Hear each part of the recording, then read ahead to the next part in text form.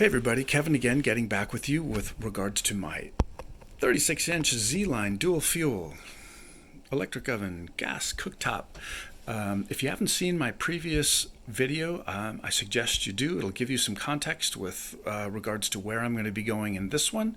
I'm going to make a couple of corrections that I made from the old one. The first of which was, you may have noticed, some of you with the sharp eyes, notice that the three cast iron grills, they go wide on the cast iron on the outside edges, and they go narrow. And then what this does is it helps you place them appropriately. And when I reassembled this thing last time, after one of the burners was maladjusted in here, and I fixed it and we fired it back up again, I had these things completely out of order. I apologize for that. The other thing that I really appreciate about this range is the way they designed the cast iron. Notice 1, 2, 3, 4, 5, 6, 7, 8 legs coming in to the middle.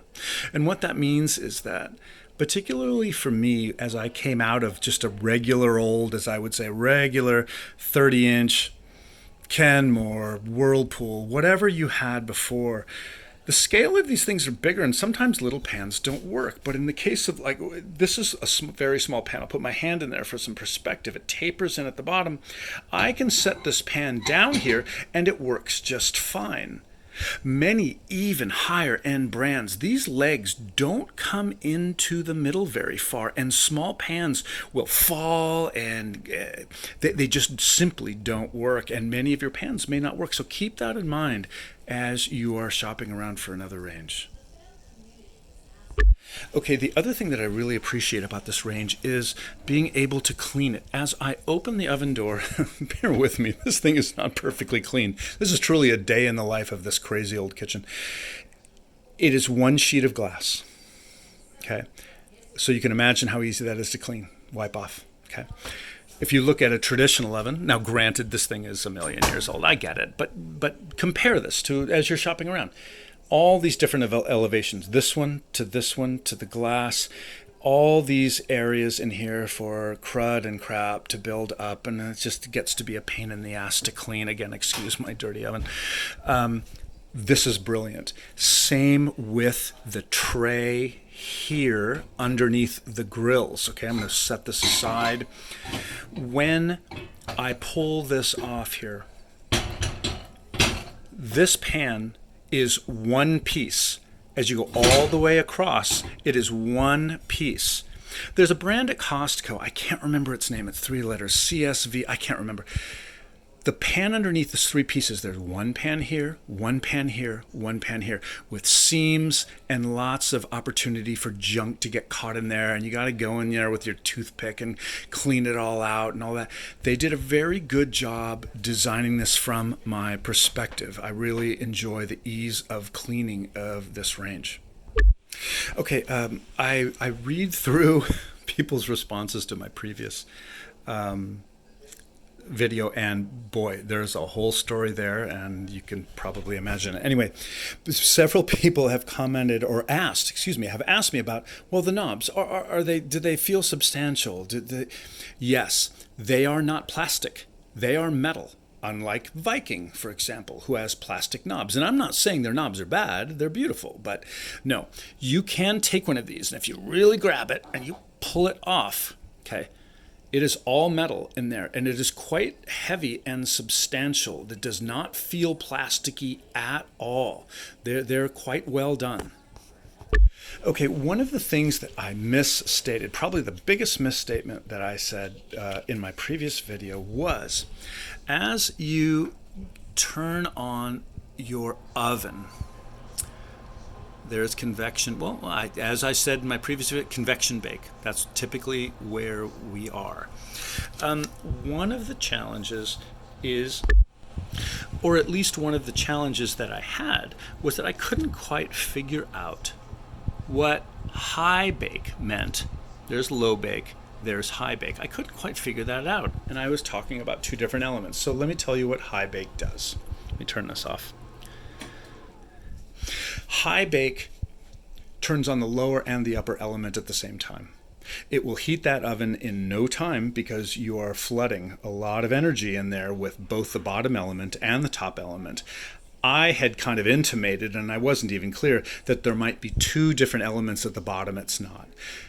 By the way, this is the same way a self-cleaning oven works. It turns on the bottom electric element and it turns on the top electric element at the same time, creating an ungodly amount of heat in your oven. In fact, it gets so hot it just burns everything off, and that's how a self-cleaning oven works.